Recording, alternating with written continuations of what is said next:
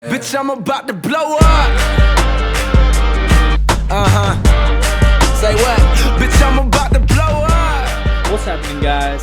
Silent Mike, Super Training Gym, Mark Bell's Powercast here to answer more of your questions from the Instagram and Twitter. Actually, I'm lying. I didn't get any questions from Twitter. You guys can hit me up on Twitter or Instagram at Silent Mike with 2 Ks. Also on the YouTube comments, I'll take some questions from there. Let's get started. Abrans wants to know, if doing conventional deadlifts, do you recommend doing it on back day or leg day? As a powerlifter, we train each session by a lift. So we basically, personally, we're based off of a conjugate method, so we'll have lower body days and upper body days. Other lifters typically just split it up by lift, or sometimes do all 3 lifts in every session, or squat and bench. If you're a bodybuilder, it's kind of up to you. If you're bodybuilding, a legs push-pull routine is very common, in which case you could do deadlifts on either on your leg day with squats, or you could do deadlifts on your back day before you do rows and chin-ups or whatever else. It's all personal preference. Both ways work. Personally, we do it on our leg day, I guess. Any tips for switching to sumo from my man Sydney Shade, or woman? Can't really tell by your profile picture. Switching to sumo is a little bit more technical of a lift. It takes time, but when working on any kind of new form or just perfecting anything, I typically recommend messing around from the 65 to 75% range. Typically, I say keep the reps lower so you can keep that form consistent. You start doing sets of like 8 to 10, you just get sloppy and your mind gets sloppy. So just maybe work on triples, 70%. And just slowly do it. Watching different lifters do it, obviously, or finding a local coach will help. J. Mick, my left posterior delt is way smaller than my right. How do I fix this?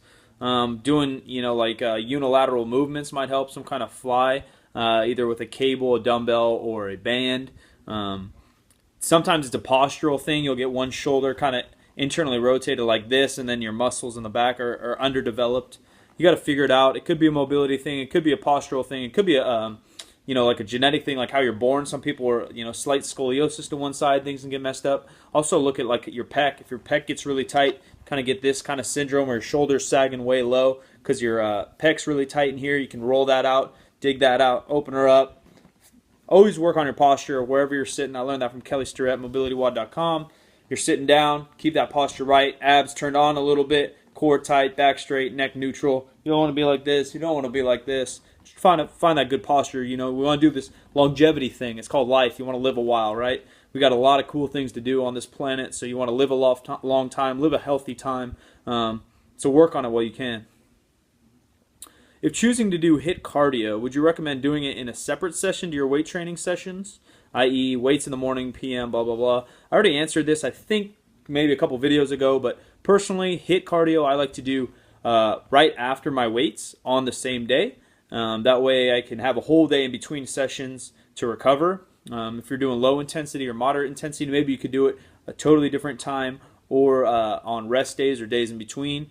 Maybe that'll help you recover better. But if 2-a-days work for you and your schedule, then sure, it might work. It depends on your goals. If your goals are to lose weight and look good, then kind of throw it in when you can. But if your goals are performance-based, I think doing cardio after you lift on the same day is good.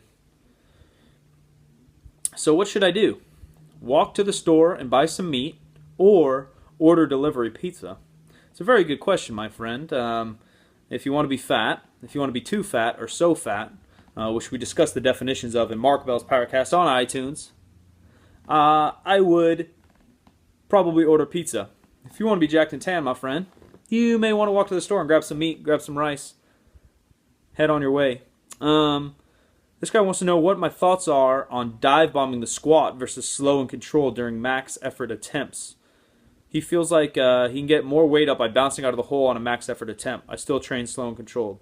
I think that's kind of the best of both worlds then. If you can kind of train, first off, you always want to be under control. Some people do descend the eccentric, the way down of a squat, a little bit faster and can control it just fine. That's okay. As long as you don't lose tightness and you don't lose your bracing, kind of your hammies or your bar path, then it's fine to move fast. It's also good to do some tempo training. Bodybuilders have done it for years. decades even. Slow and controlled bench, kind of the spoto press maybe even, pausing off your chest, controlling that weight, being tight. Slow and controlled squats, tempo squats or pause squats, build up a lot of muscle, a lot of control, a lot of core stabilization. So those are great also. Dive bombing is kind of a vague term, but I think you mean just dropping really fast. In that case, for a max effort, I think it's okay. This guy's got a nasty callus on his hand from deadlifting. He wants to continue. Should he continue deadlifting, or should he take a break and let it heal for a week? If it's just a callus, man, I'd say keep lifting. Like, you're gonna build up calluses if you train with a barbell. If you have like some weird blood blister or like your callus is ripping, I don't really know, to be honest. I've never really had callus issues. I kind of built up callus over the years, and not Tom Callus, that squatter kid, not him.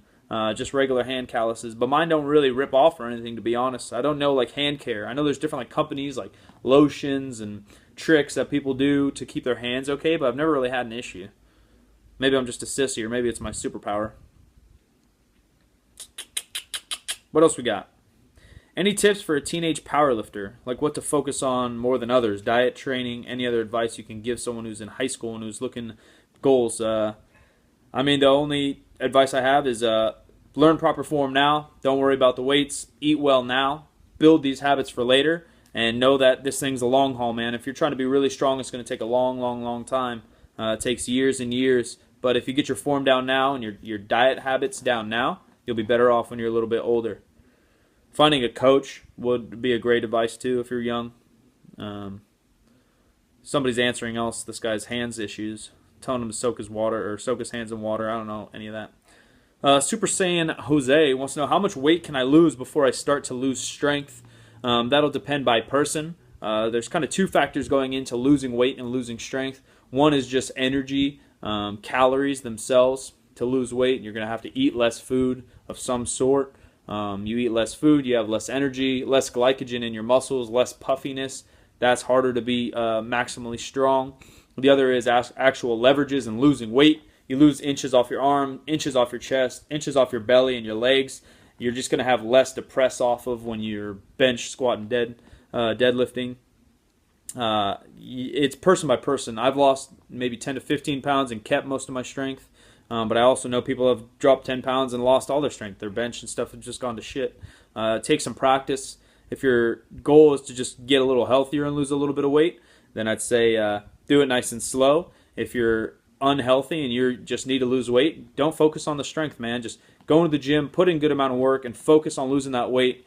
Your strength will come back in time. Worry about that second. Health first, strength second is kind of what I think. This guy's telling me to get Periscope. I've never really used Periscope. Mark and I have messed around with Meerkat. That was pretty funny, but no Periscope for us. But we'll do it when we travel here and there. We'll slap on that thing, start streaming. You can check that out. Maybe we'll look into Periscope, see what it is. Let's see.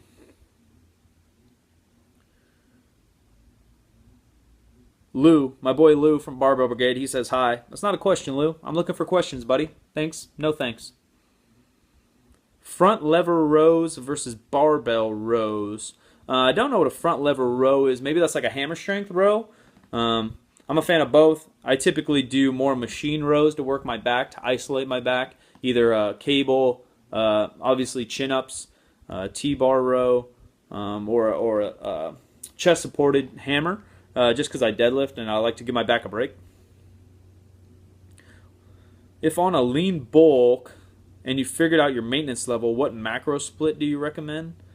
I don't know, man. All that stuff gets a little too complicated, or a little too, not complicated, but a little too overdone, a little too...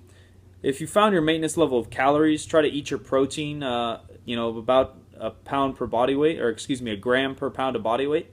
And then figure out the rest how you like to eat, carbs, fats. Get fuel in if you're trying to get strong. And that's about all there is to it. There's not a lot of, secrets that'll really... 10% fat and 30% carb. There's not a whole lot of secrets to it. If someone can't deadlift due to back issues, what would be another exercise or movement that would help thickness and strength in the back?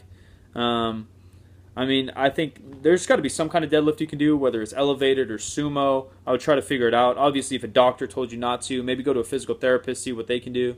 But any kind of rows, chin-ups, dumbbell rows, pull-downs, all kind of the basics will help build up a big back. What are my top 3 favorite Reebok shoes? Oh, man. I like all the Iversons, the questions and the answers. Those are both... I'm a big fan of them. I've been rocking the ventilators a lot. The Reebok ventilators are a sick classic running shoe I've been wearing a lot. The answers were the first like expensive basketball shoe I ever got as a kid, like in 5th grade or something. It was the first like $100 shoe I ever got, so those are sick. I love those. The power shoe obviously is my favorite lifting shoe. I wear that all the time. I think it's like the Reebok One Cushion is a running shoe. It's like a new running shoe that I wear a lot. They look pretty dope, and they're just comfy as hell, so I rock those a lot. And then all the Shaqnosis. I'll rock some Shaqnosis here and there. Those are dope. Maybe one more question. What do we got? One more question. One more question. I'm trying to find a good one. All these are junk, man. Opinion of ketogenic diet for lifestyle while training, etc. Ketogenic diet, for those that do not know, is basically cutting out all your carbs, raising your fat a little bit, and a little bit of protein. If your mind works well on that and your energy systems, transfer, because you actually are like changing the energy systems within your body. If you work on that well, not only like energy, mind, and appetite, if that works well for you, then I think it's fine. As long as you don't have any health issues in terms of like diabetes and stuff, you got to watch out for different sugar levels in your blood. But I think it's fine. It personally doesn't work well for me while training. I get very, very exhausted, very fatigued very early. This Q&A has gone on a little too long. That's it, guys. Follow me on Instagram if you want to hit me up with some questions. That's Silent Mike with 2Ks. Check out Mark Bell's Powercast on iTunes. Hit subscribe if you dig this. Share it if you want. Like it if you like the video. Thanks, guys. I'll see you next time.